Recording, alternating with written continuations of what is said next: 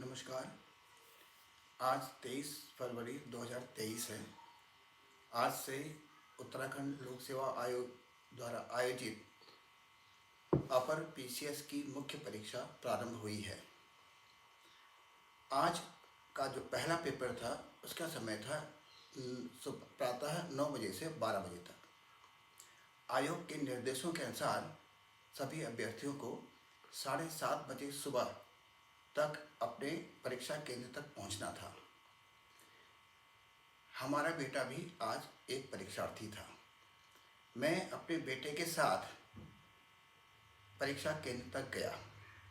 हमारे बेटे का परीक्षा केंद्र कन्या गुरुकुल महाविद्यालय राजपुर रोड देहरादून था।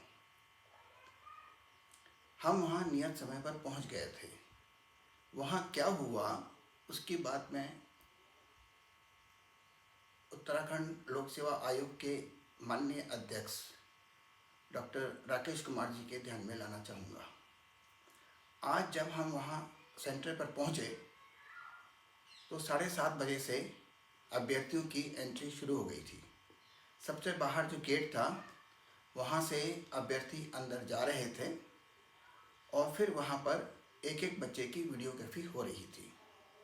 वीडियोग्राफी होने के बाद एक अन्य व्यक्ति जो कि दिखने से ऐसा लगता था कि उस महाविद्यालय का चतुर्थ श्रेणी का कर्मचारी हो, वह बच्चों की तलाशी ले रहा था। लेकिन वह तलाशी इस प्रकार से ले रहा था जैसे उसे तलाशी लेने में हिचक हो रही हो किसी भी कारण से। तो मेरे देखने के अनुसार वह पूरी तलाशी नहीं ले पा रहा था और वहाँ से बच्चों को क्लियर कर रहा था। अंदर जो जगह थी वहाँ पर गेट के पास ही लोगों को खड़े रहने को कहा गया। वहाँ बैठने की कोई व्यवस्था नहीं थी। 7:30 बजे से बच्चे अंदर पहुँच गए थे और उनका पेपर 9 बजे से होना था। बच्चे अंदर ही खड़े रहे। अब इस बीच में क्या होता है कि 7:30 बजे के बाद से बच्चे जो अंदर जा रहे थे वे किन्हीं भी कारणों से कई बार मुख्य गेट से बाहर आ रहे थे। बाहर आकर उनके हाथ में मोबाइल भी थे, उनके हाथ में कुछ और गैजेट्स भी थे, उनके पास जेबों में कागज़ भी थे और फिर वो अंदर जा रहे थे। तो एक एक कैंडिडेट कई बार कंपाउंड के अंदर से बाहर आ रहा था और अंदर जा रहा था।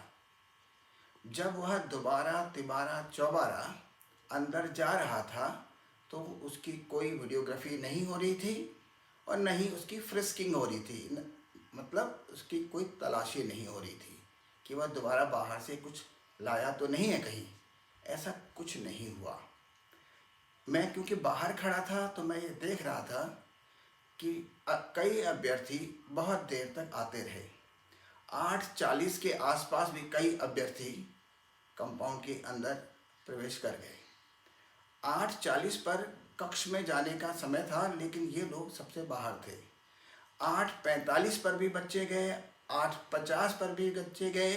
9 बजे 8:50 पर अंदर बैठे अभ्यर्थियों को आंसर शीट्स क्वेश्चंस के साथ मिल गई थी। उसके बावजूद बच्चों को 9 बजे 9:02 तक बाहर की गेट से एंट्री दे दी गई और वो लोग एग्जामिनेशन तक चले गए। ये तो है बाहर का प्रकरण। प्रकरण क्या है कि बच्चे अंदर गए, फ्रिस्किंग यानी तलाशी के बाद, फोटोग्राफी के बाद कई बार बाहर आए, अंदर गए। कौन क्या चीज़ अपने साथ ले गया वो वही जाने। फिर बच्चे 9 बजे तक एंटर करते रहे। मुझे उम्मीद है कि जिस तरह से प्रिंट मीडिया में जगह जगह बातें आ रही थी और मुख्यमंत्री जी कह रहे थे कि इस बार बहुत सख्ती है, तो मुझे उम्मीद है कि इन सब जगहों पर सीसीटीवी कैमरे जरूर लगे होंगे। उस सीसीटीवी कैमरे से ये पता लगेगा कि जो मैं कह रहा हूँ वह सच है या नहीं। माननीय अध्यक्ष महोदय, यदि सीसीटीवी कैमरों में अगर मेरी बात झूठी निकलती है तो मुझ पर मुकदमा दर्ज कर दिया जाए। कृपया